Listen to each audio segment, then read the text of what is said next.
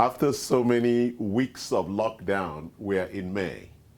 And in Los Angeles, where I am, it's getting warmer, and we're slowly in Orange County beginning to open up. But there's still a lot of restrictions. So wherever you are in the world, welcome and thank you for joining our workshop. My name is Charles Sine, and I'm the CEO of Anti-Fragility Health.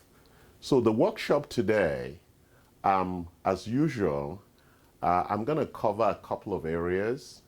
But first of all, let's look at the numbers. My computer is struggling today. Worldwide, we have over 3 million confirmed cases. In the US, getting close to 1 million. That's about 994,000 confirmed cases. If we look at the number that have recovered, in the US, about more than 100,000 recovered, and the US has conducted more than 5.6 million tests. So we continue to deal with the pandemic, and there's lots of conversations now about opening up, and that has been the theme of the discussions we've been having in this workshop. And the basis of that conversation has been, one, that it is important for you to build your own internal defenses.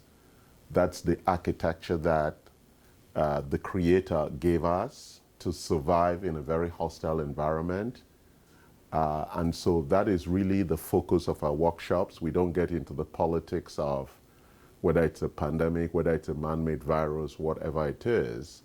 We have been given the infrastructure to ensure that we can survive any viral bacterial attacks. And the key issue, as we notice, is that it's people who are vulnerable who actually are susceptible to the virus or bacterial attacks. And we've known that historically.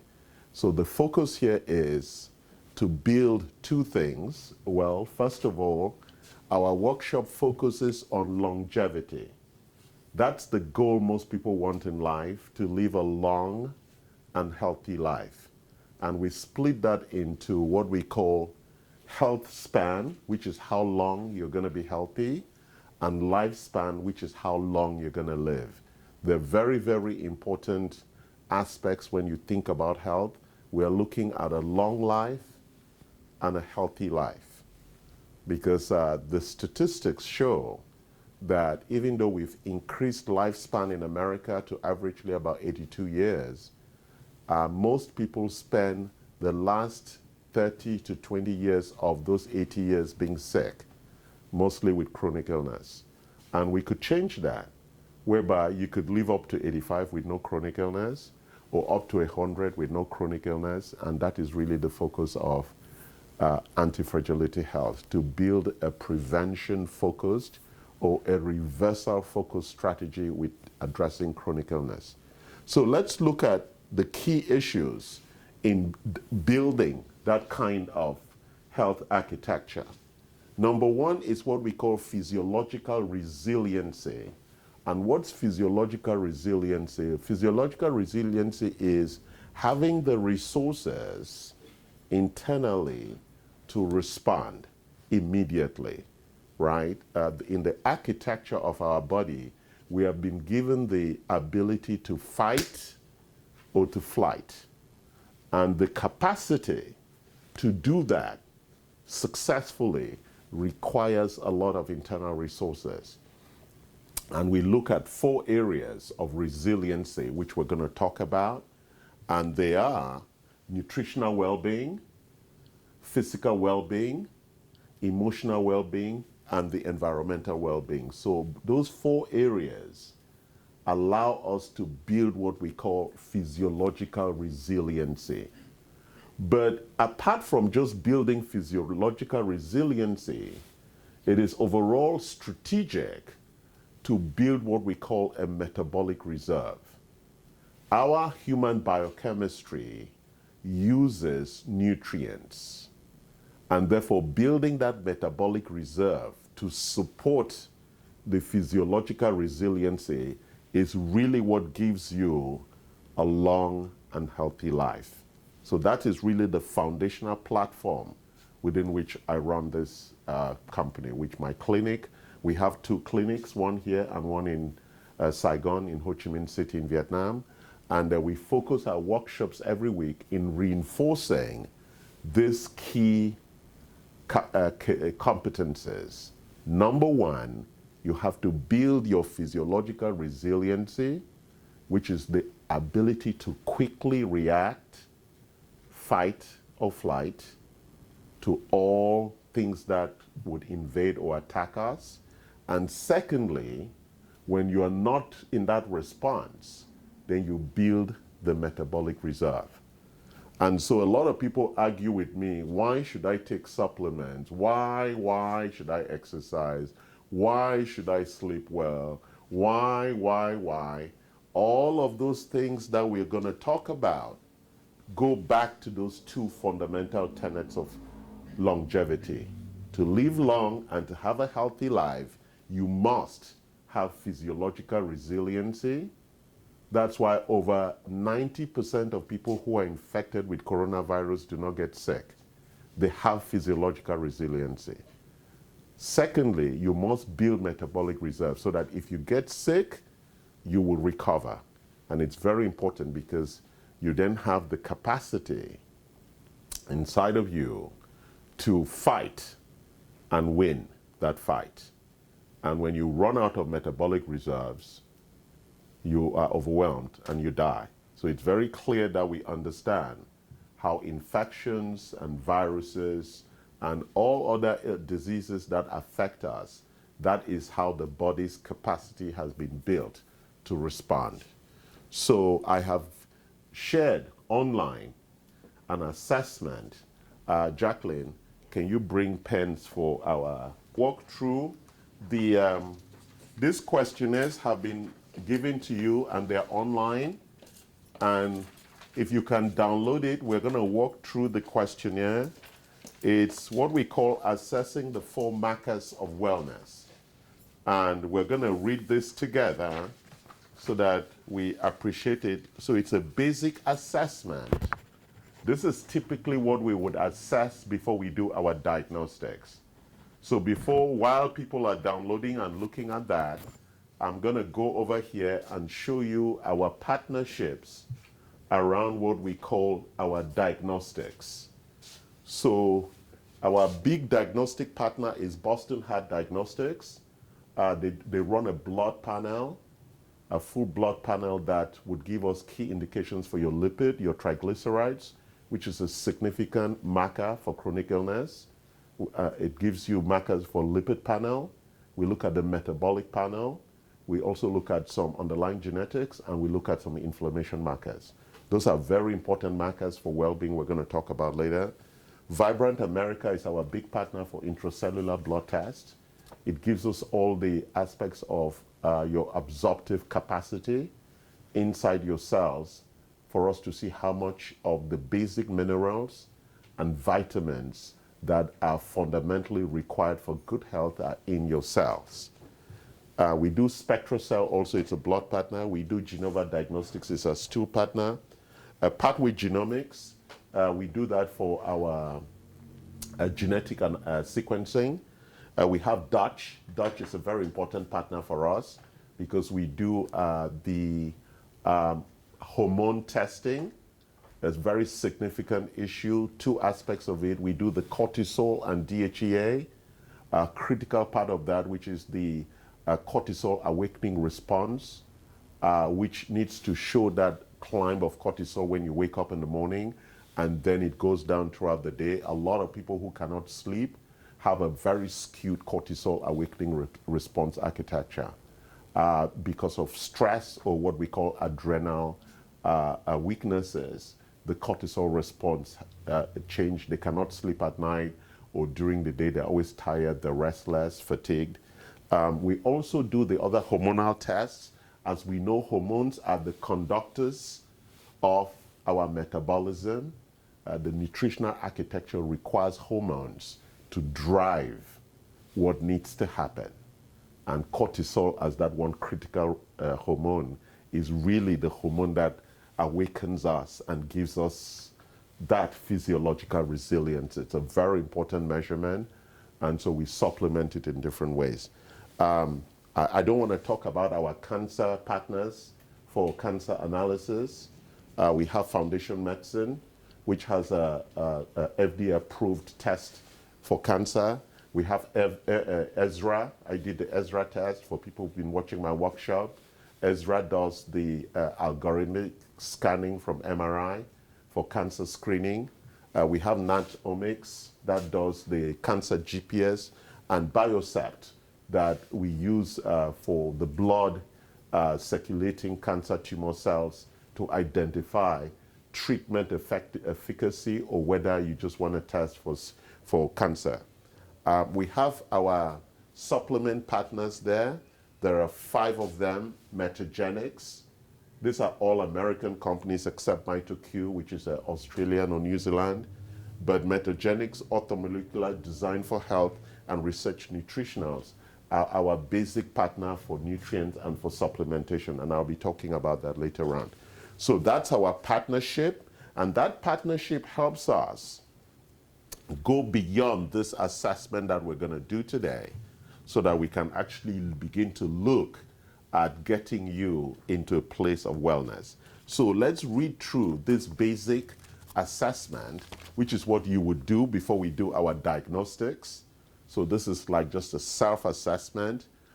It is subjective, it's qualitative, it is not quantitative. The objective assessments and the qualitative assessments would come from your blood, urine, stool, and saliva diagnostics that gives us actual clinical data for interventions. So let's walk through this.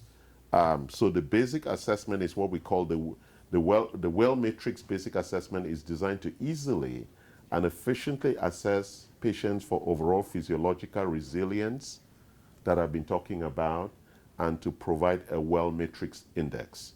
The Well Matrix program includes an easy-to-use questionnaire that is divided into 4 categories. You can see that, and we're going to go through all that. I know all of you can read all of that, so let's go straight into the assessment, and you're going to write your name at the top, and we're going to walk through the assessment. Do you have copies of the assessment back there? It's loaded. Put your key away, put your key away. All right, so let's walk through this assessment. So it's going to be in 4 areas. So they're very simple questions. They're yes or no.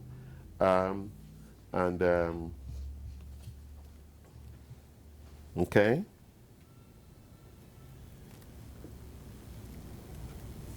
So do you eat organically grown and in-season foods? Tough when you live in America, right? In-season foods are that you don't eat apples when they're not in season.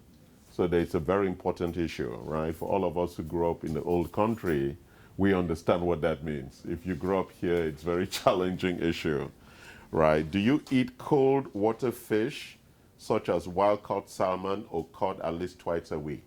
And there's a reason they're asking you about cold water fish that is widely caught, because most farm fish has a lot of mercury and a lot of toxins. So it's very important that you're eating fish, seafood that has the good omega-3 fatty acids, right? Do you eat 5 different colors of vegetables every day?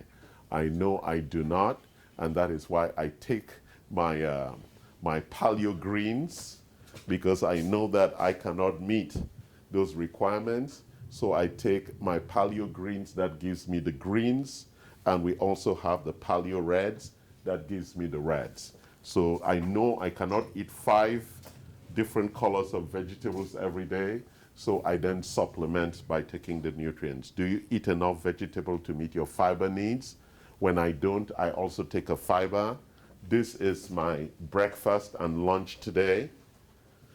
So I have my drink that is already mixed, and that is actually my lunch, and it has enough fiber and all the nutrients that I'm going to need for today. Do you fast at least 12 hours 3 or more times a week? Very important. I mean, you're in Ramadan now, so I do what we call intermittent fasting. So I eat mostly one meal a day, which allows me to actually clean except the weekends. I do a 5 by 2, 5 days of the week. I eat just one meal. So I try to do an 18 or a 16-hour fast.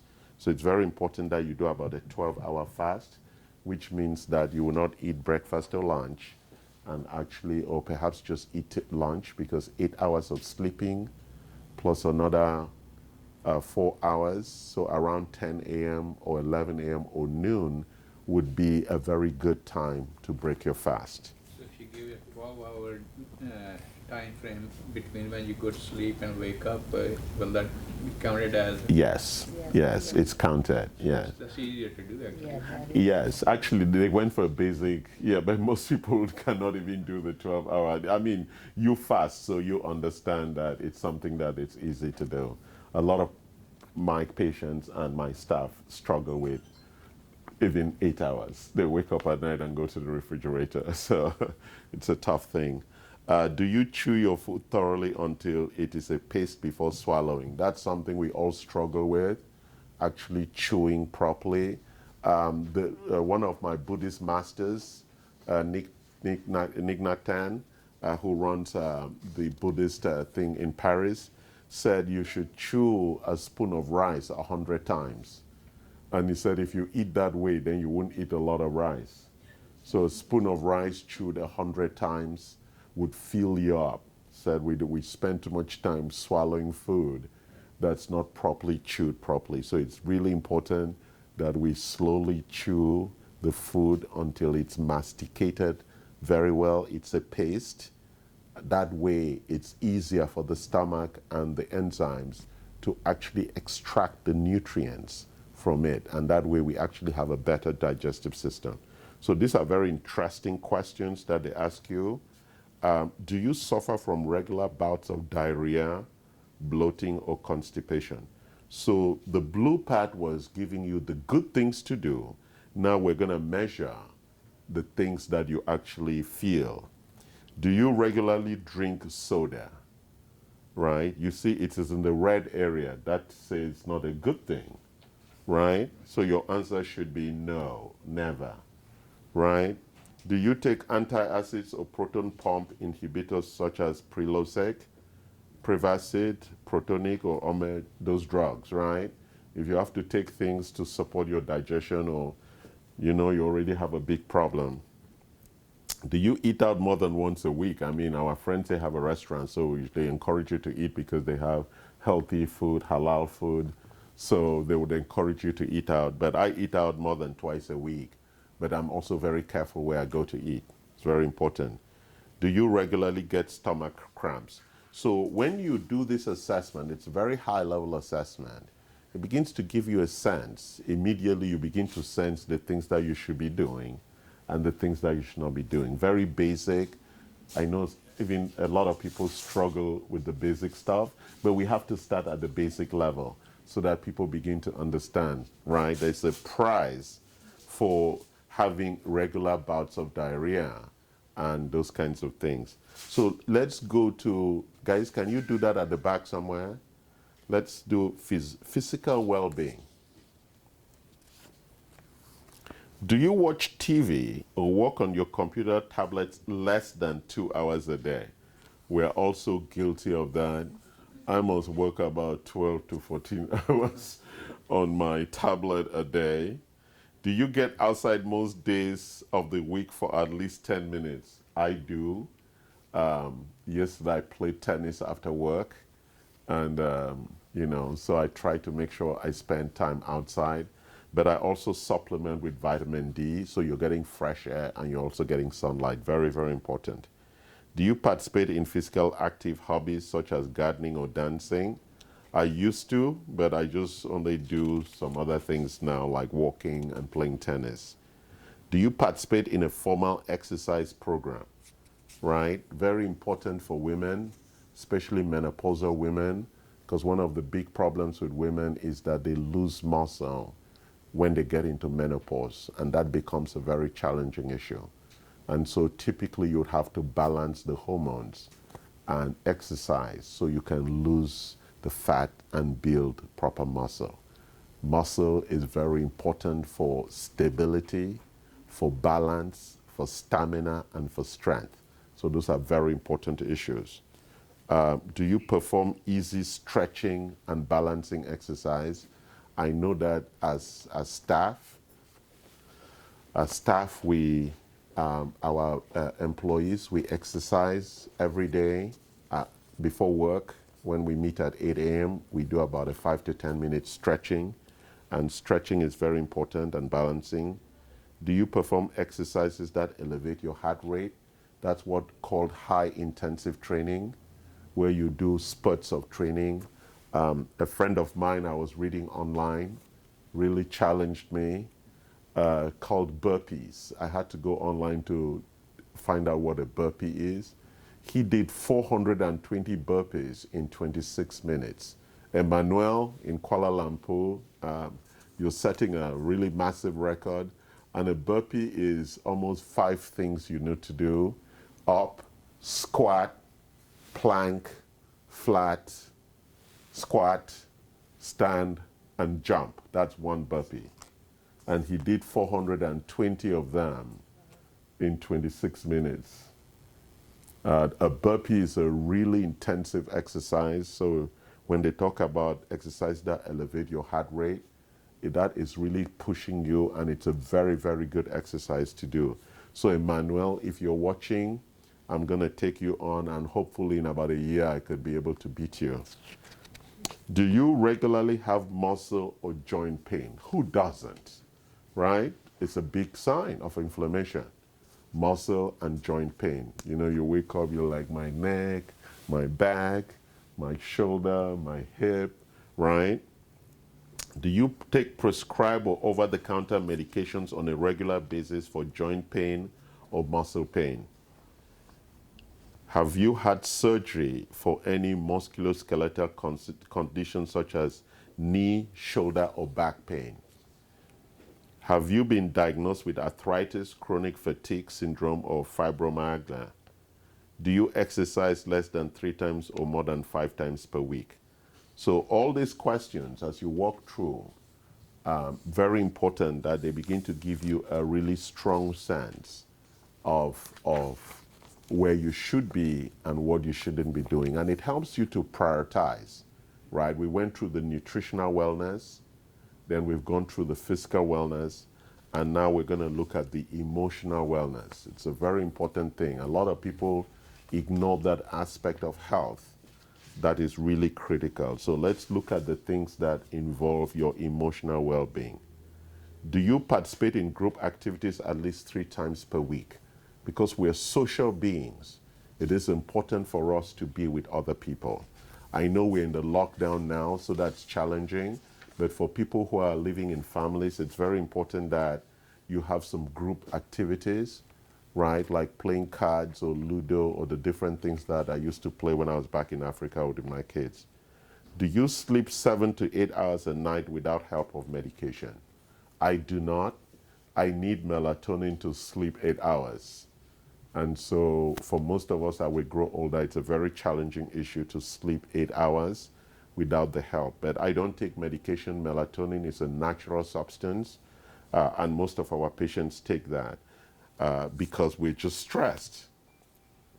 Are you spiritually active at least 4 times per month, which is about meditation or participate in church activities or prayer? It's a very important aspect, our spiritual well-being.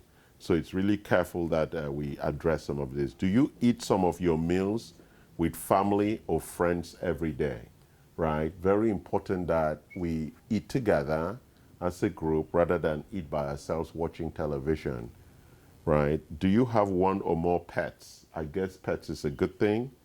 Do you practice stress management techniques such as deep breathing? So I do that when I'm stretching or walking before, and also when I'm playing tennis.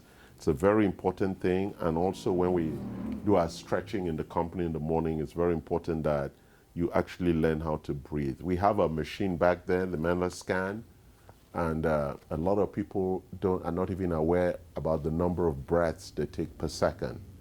And we know that the lower the number is as you grow older, the better. It means you're taking air more in, you're holding it in, and then you're releasing all of it out. So just as they teach in yoga, deep breathing deeply so that you expand your diaphragm and then you express the air out. Do you frequently experience anxiety, mental fogginess, trouble concentrating, or depression? We're in a society now where this is a challenge. Do you wake up more than twice at night or need an alarm clock to wake up? Or feel tired, sluggish once you wake up? If you need coffee in the morning, it means you didn't really rest well. But I wake up more than twice at night, but I fall back to sleep. But I'm not somebody who needs an alarm clock. So you see, there are issues with oversleeping and undersleeping, right? So it's really challenging that we need to stay within the balance of what is required. Do you consider your job, personal relationships, or finances stresses in your daily life? Very important aspect as how we manage the stresses. They talked about the job, they talked about personal relationships, they talked about finances. Do you care for a parent or a disabled family member? Do you feel lonely? So when we look at all these emotional issues, they're very critical also for health. And there are different things that we can do to assess those different things. Let's look at, so when we were talking about our emotional well-being, remember I was talking about the Dutch Plus test.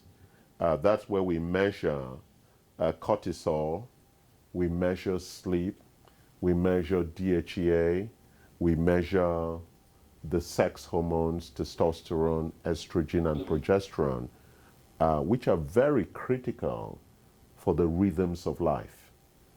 These hormones are the conductors of our overall metabolism, and therefore they actually drive how we feel emotionally and actually ensure that we have good health. Let's look at the environmental well-being. What does the environmental well-being do? The challenge about, and our partner in testing for environmental issues is doctors' data. And what is doctor data measuring? They're measuring the amount of toxicity that we are carrying in terms of heavy metals and other things, infections and things that we are carrying within us. So let's look at the questions around environmental well-being. Do you avoid drinking from plastic bottles, plastic cups, and eating food from plastic plates or containers? We're all guilty. Plastic has become a very big issue in our culture. Almost everything is served in plastic. And those phthalates, which are the chemicals that are absorbed into the drink or into the food or into water, are really, really very carcinogenic, and they're very cancer forming. So it is very important that for people who travel, it's very challenging. For people who are in restaurants, it's very tough. But we need to reduce the amount of plastic that is touching our drinks, our water, and our food. It says, do you eat organic? You know, in America, it's very challenging now to understand what organic means. Do you grow your own fruits and vegetables? All I can say is I wish, right? But Jackie has been giving us some avocados from her garden. Are you free of physical threats? Personal relationship or workplace, right? These are very important issues, stresses that are important. Are you free of emotional toxins? Can you see how they frame those two questions? One is a physical threats in the workplace, and the next one is emotional toxins, right? Personal relationships, workplace, and family, right? If you're at work and you're not happy, that's a problem. You need to fix it. And you know happiness is our choice. So typically it's not other people who are making us unhappy. We are the ones making ourselves unhappy, right? If you don't like it, you should leave. Don't stay if you're not happy. Nobody is forcing anyone to stay. Do you use organic cleaners such as soap, detergent, and shampoos? Right? A lot of them have a lot of toxic elements in them, especially we live in a country where everybody likes to buy cheap, right? There's the reason why they're cheap. I keep telling my staff, they're cheap because they were made with chemicals that are very dangerous for all of us. Now we go to the really bad stuff. Do you smoke or vape, or are you regularly exposed to secondhand smoke? I used to smoke, and I'm so glad and lucky I gave it up a long time ago. Have you lived or worked in a place with known mold? This is always a big concern of mine, especially when we work in an old building like this with the air conditioning upstairs, because a lot of mold gathers in the workplace through the air-conditioned vents. Especially we just came through a wet winter, and so a lot of mold has grown in the air conditioner vents, and so as the air continues to blow through them, we're actually inhaling a lot of the mold. Do you get sick often, or have you taken antibiotics in the last 2 years? Very important question. If you get sick often, your immune system is going to be compromised. Do you have mercury fillings, or have had your mercury fillings removed at the same time, right? A lot of dentists are still doing that. And have you been exposed to lead or other heavy metals, tin, aluminum, magnesium, right? A lot of people have those things as added aspects to their overall architecture. So these basic tests that we went through is actually a test that comes from one of our vendors, Orthomolecular. And they use this, and it's something you could take home and just at a basic level begin to appreciate. But we take it to a different level. So let's just talk about nutritional well-being. So we take nutritional well-being and we use 2 blood tests to actually have an assessment of what is in your blood and what is in the cells. So what are we looking at? We are looking and saying, what's really going on with metabolism? Are you eating? Do you have the right nutrients in your bloodstream? And are those nutrients being absorbed into your bloodstream? Interestingly also, what is running inside the blood are markers of inflammation, which would tell us that there is persistent infection somewhere in your body, and typically it's in the gut. So we look for inflammation markers from that. It's very important that we can reduce those inflammation markers. And we are also looking for your overall metabolism. We're looking at lipids. The lipids are the triglycerides, HDL, LDL, cholesterol. We want to see how they are moving. And typically, the big sign is the HDL-LDL ratio.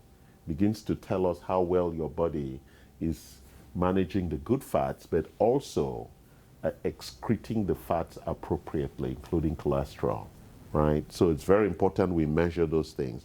When we come to physical well-being, and that's where the inflammation markers I was talking about are very important, because if you have pain, pain is a sign that there is inflammation somewhere in your body.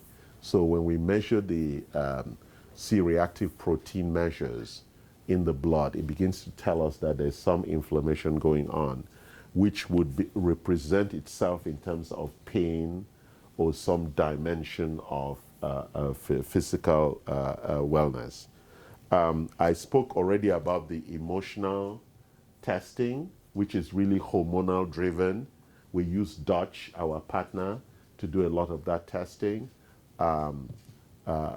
One of the reasons that Anti-Fragility Health focuses on women, especially menopausal women, is because women are actually the arbiters for health in the home. Also, universally, women's health is really a marker of how healthy our society is. Because women have a much more very, a health architecture that's very responsive to the environment and to everything that's going on. So when we measure women's health, we begin to get a very strong sense of how healthy our society is. And so most of our patients are women, and this is a very important test for women, the hormonal test, to get a sense. Even for men, it's also very indicative of me. When your testosterone levels are not at the right level, it's very difficult to metabolize fat. And so as we grow older, even though I'm exercising, the ability to metabolize the fat is very challenging because of the testosterone levels, right? And then finally, on the environment, we run a lot of detox programs here because we accumulate a lot of toxicity from the environment, from water, from food, from the different things that we address. So when we look at all of that, we do what we call a very intensive diagnostic. What we do here, most insurances will not cover. So most of our diagnostics are cash driven. And we tend to recommend that you do that comprehensive diagnostics at least once a year, because it then gives you a sense of where you are, what's really going on from a clinical perspective rather than speculative. I'll give you a couple of examples. People come in here and we measure their markers for diabetes.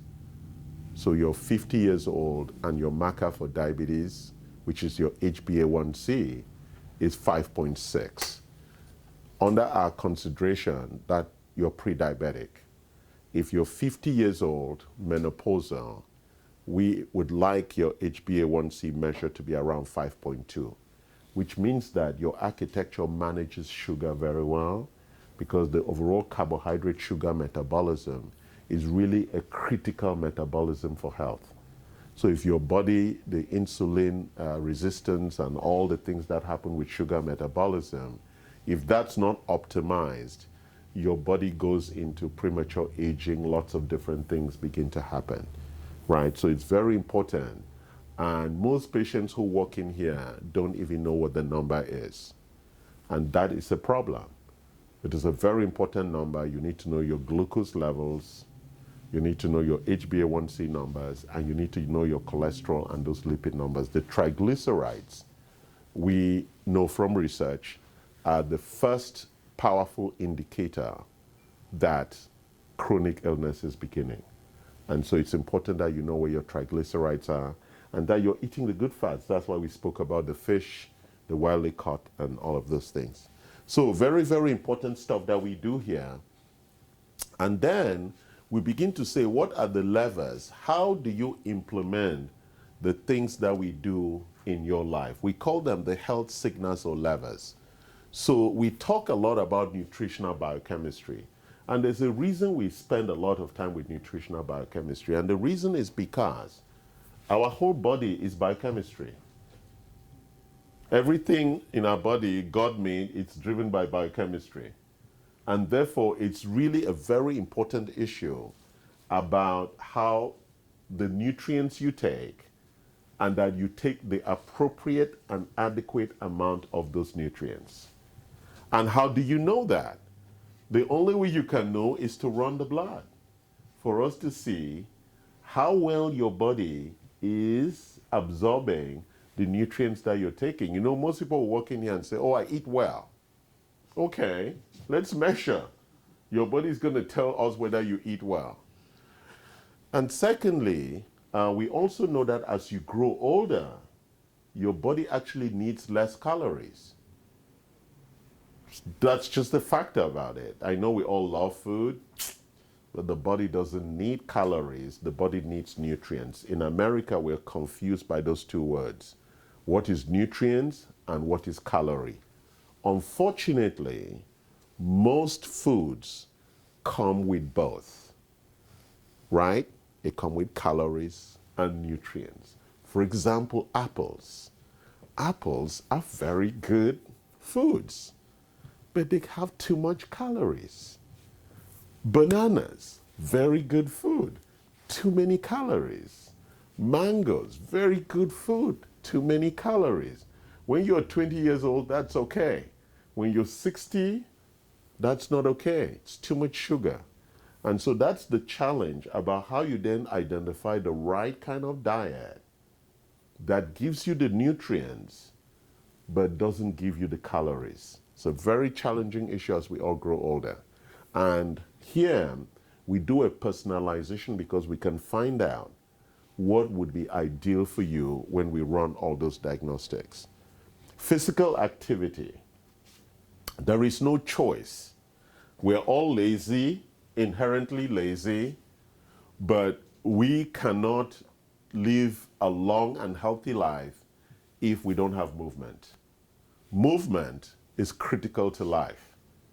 And so unfortunately, we've created lives where we're sitting all the time. You know, we fight for parking spaces near the entrance of the restaurant, right? Rather than park down the road where there's parking and walk to the restaurant, right? We want to park at, I think you see that at your restaurant. People want to park at the door, yeah, because then they have to walk only 2 steps to eat, right? So that's the real challenge in our culture, that nobody really wants to do physical exercise or movement. And then we are all having pains and joints and issues around that. So physical activity is critical. The human frame, if it eats the way it should eat, at 2,000 calories per day, you should be running more than 20 miles. If you're not running 20 miles a day, you should not be eating 2,000 calories. Right?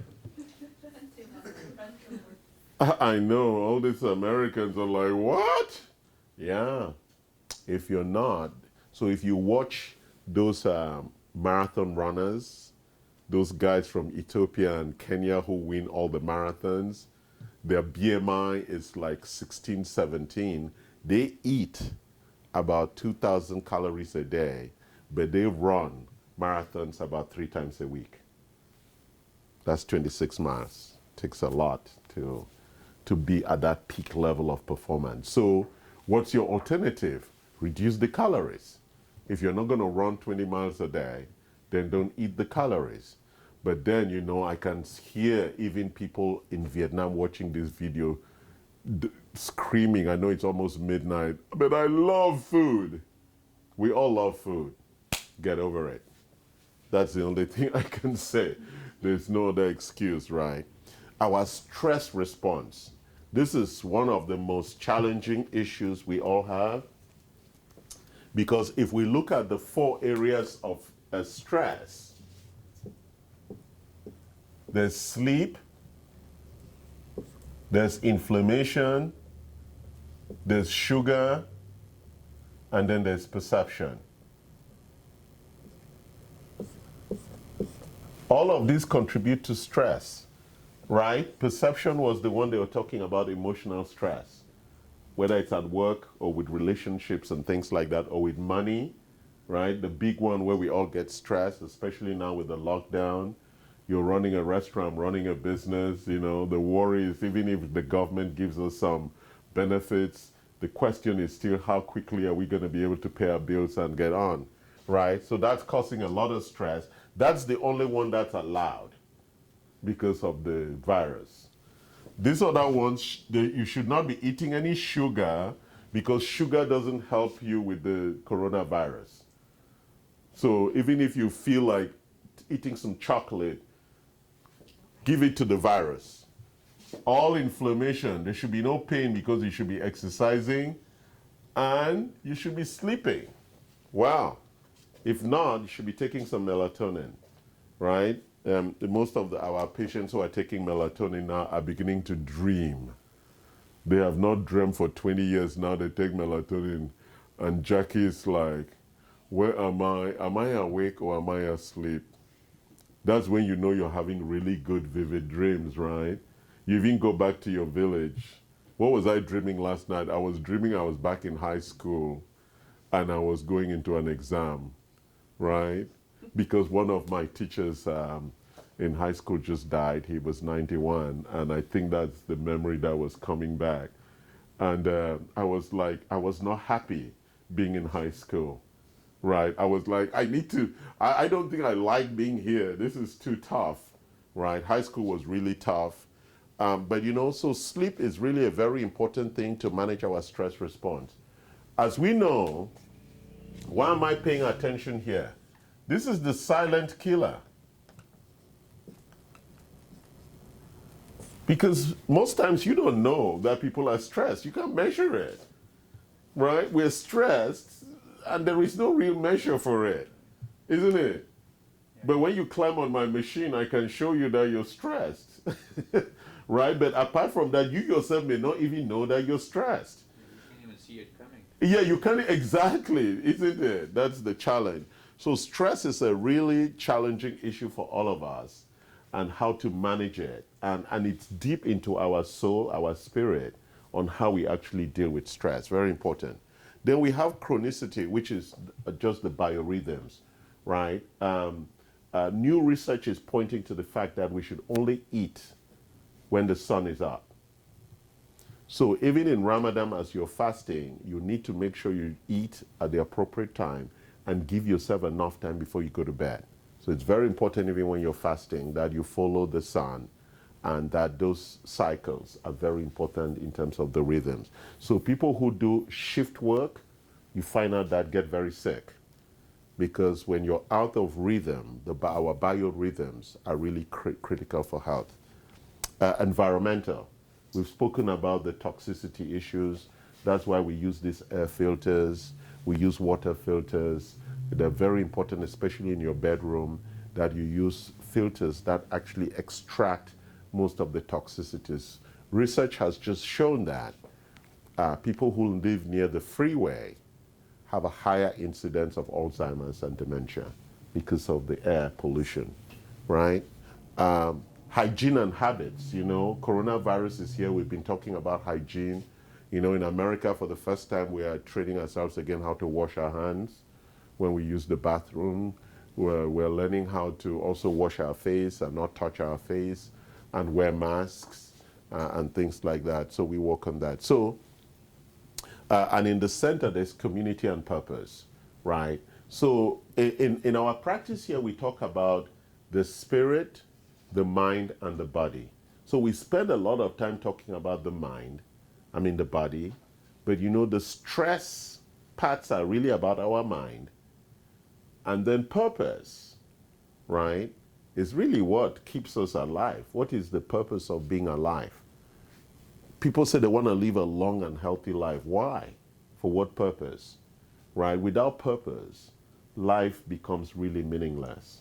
And life needs to have meaning for us to actually enjoy it. If not, we're just like those ants looking for sugar, right? So it is important that what we try to do here is to do 4 things. Number 1 is to do the diagnostics that would allow our patients to know where they are with regard to their overall health. That gives us a lot of information to now build what we call our prioritized roadmap, which is the second thing we do. We show you and help you build a roadmap that includes all of these levers of how you're going to actually change your life so that you can begin to build those 2 important things I spoke about: physiological resiliency and metabolic reserve. When you start building those things, then you're no longer afraid of the coronavirus, because your body now has the capacity and the capability to actually address all the infections and things that would come. Why? Because the virus is going to mutate. The virus is going to come again. So hiding from the virus does not solve the problem. You need to build the capacity to withstand all mutations of the virus. It's very important, guys. And so that's the second thing we do. The third thing we do is that we provide optimized nutrition. As I was saying, as you grow older, there is no way you can eat enough of the required daily allowance. The only way you could do that would be to eat a lot of apples, a lot of bananas, right? But then what would happen? You become a fat boy, because those things have too many calories. right? So the only fruits I really am allowed to eat, avocado and berries, and once in a while I have an orange or tangerine. But most other fruits are out of bounds to me because they have too much sugar. And the fourth thing that we do here is that we provide counseling and support to ensure that you get the right support and things as you travel on that journey. We've brought into the clinic some very advanced technologies to do a lot of body assessments. We have technology for Alzheimer's and memory assessments, which is covered by Medicare. We have equipment for the FibroScan for scanning the the liver, for non-alcoholic fatty liver disease, which is a really critical illness. We also have new technology and testing for colorectal cancer rather than do a colonoscopy. All these things are covered by Medicare. So we've built a portal, and we're building technologies to be able to predict your health status and also manage your health risks. I don't call myself or what we have a health company. We are actually a technology company that's leveraging healthcare assets to help people manage their health. So that's what we do. And I want to thank you for joining us today in talking very briefly about some of these aspects of how you keep your health and stay strong. Stay strong in the lockdown. Thank you very much.